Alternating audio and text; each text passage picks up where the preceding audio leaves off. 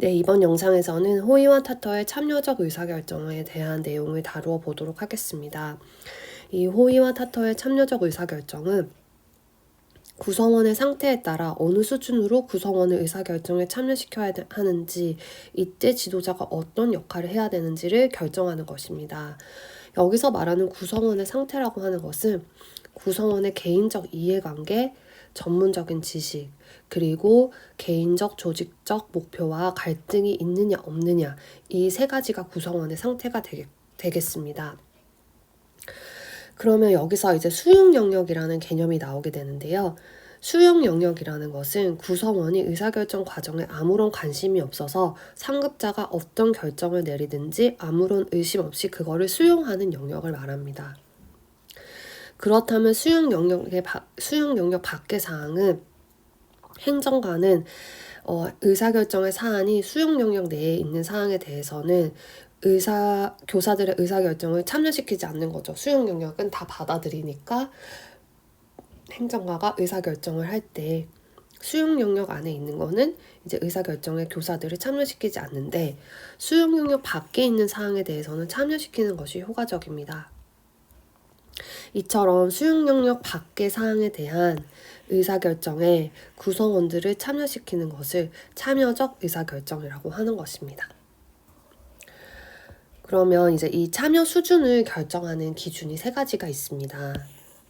관련성, 전문성, 신뢰성입니다. 관련성은 아까 전에 제가 말씀드렸듯이 구성원이 의사결정 과정에 개인적으로 이해관계를 가지고 있느냐 없느냐, 즉 의사결정 결과에 대해서 관심을 가지고 있느냐 없느냐를 말하는 것입니다. 전문성은 구성원이 문제 해결에 기여할 수 있는 전문성을 가지고 있느냐 없느냐. 신뢰성은 그 구성원들의 개인적인 목표가 조직의 목표와 갈등을 일으키느냐 안 일으키느냐, 이것을 말하는 것입니다.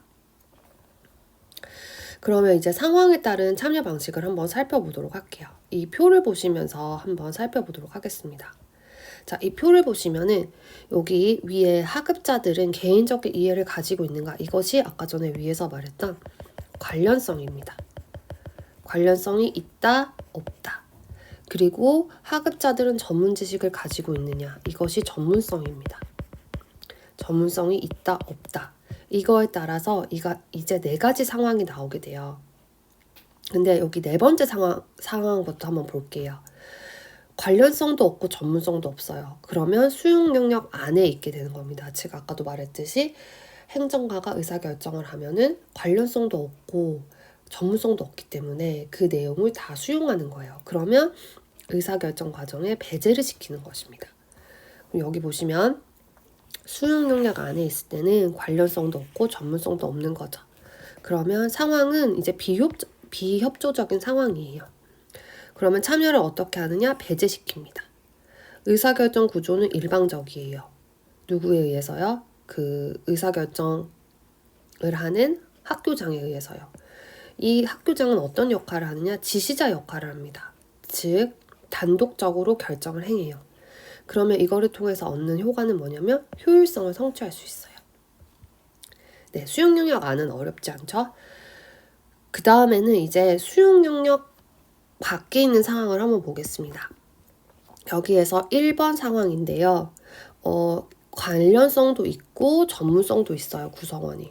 그럼 이제 뭐를 따지냐면요. 신뢰성이 있느냐 없느냐, 조직 목표와 개인의 목표가 일치하느냐 안 하느냐였죠. 이걸 이제 따져봅니다. 그래서 만약에 신뢰성도 있어요. 관련성도 있고 전문성도 있고 신뢰성이 있어요. 그럼 상황은 민주적인 상황이에요. 그러면 항상 포함시켜요. 의사결정 과정에. 의사결정 과정은 두 가지가 될 수 있는데, 집단 합의, 모두 동의하는 거죠. 아니면 다수가 동의하는 걸로 결정을 하는 겁니다. 집단 합의를 할 때는 학교장의 역할이 통합자 역할이고요. 다수결의 역할을 할 때는 의회 의원의 역할입니다. 통합자는 각기 다른 입장을 통합하는 것이고, 의회 의원은 공개 토론을 조성하는 거예요. 집단 합의를 통해서는 일치된 의견을 얻을 수 있고, 다수결에 의해서는 집단 결정을 이끌어내는데 소수 의견을 보호해 줄 수 있어야겠죠. 그래서 수용 영역 밖의 상황에서는 신뢰성을 따진다고 했습니다. 그 다음에 이제 신뢰가 없는 상황을 한번 보겠습니다. 관련성이 있고 전문성이 있고 신뢰성은 없어요. 그럼 상황은 갈등적이에요. 그러면 제한적으로 이제 포함을 시킵니다. 항상 그러나 제한적으로.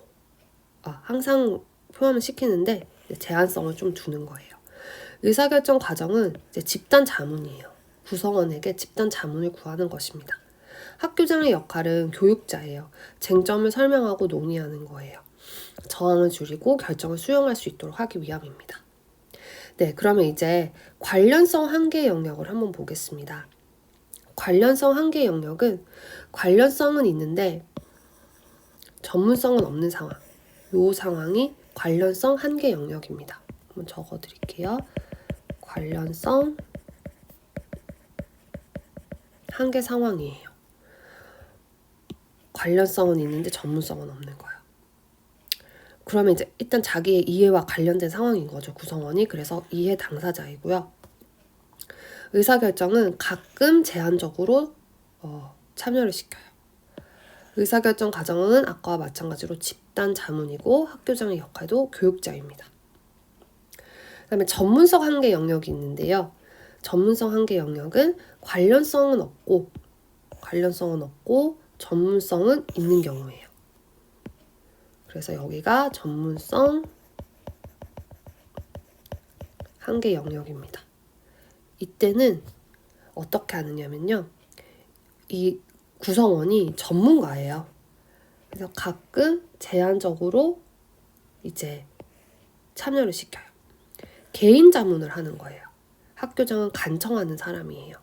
왜냐하면 조언이나 충고를 구하기 때문에. 그래서 그 사람의 조언을 통해서 결정의 질을 향상시킬 수 있는 것입니다.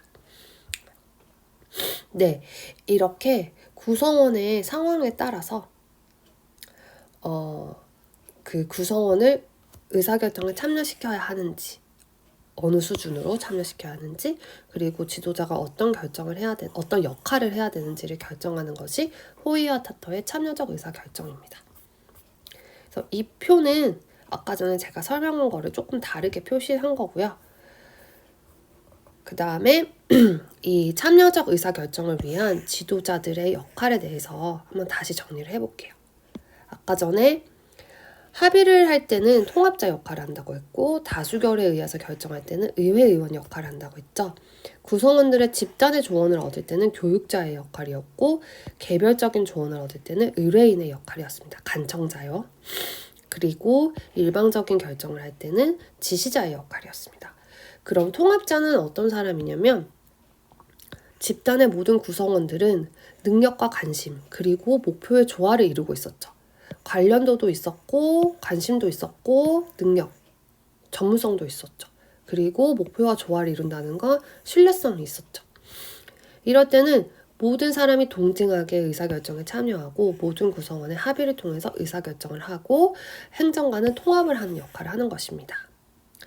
두 번째, 지도자가 의사결정에 참여하고 다수결의 원리에 의해서 집단 내 의사결정이 이루어지는 거예요. 지도자는 소수의 의견을 보호하고 민주적 과정을 통해 집단의 의사결정을 이끌어 나감으로써 개방적인 의사소통을 촉진하는 사람인데요. 이때는 어떤 상황이었나요? 똑같은 상황이었죠. 관심도 있고 전문성도 있고 그 다음에 신뢰도 있는 상황에서 다수결로 결정을 할 때는 의회인의 역할을 한다. 세 번째는 이제 집단 조언을 받아서 교육자의 역할을 하는 것인데요. 그 상황은 언제였냐면 수용 영역 밖에 있으면서 신뢰가 없을 때 아니면 관련성 한계 영역에서 이때는 교육자의 역할을 했습니다. 교육자는 지도자가 집단 전체의 의견을 경청하고 그 집단 구성원들이 하는 제안이 갖는 의미를 논의한 다음에 의사결정을 하는 겁니다. 이때 이제 하위자들의 의견은 반영될 수도 있고 그렇지 않을 수도 있어요. 지도자는 결정된 사항을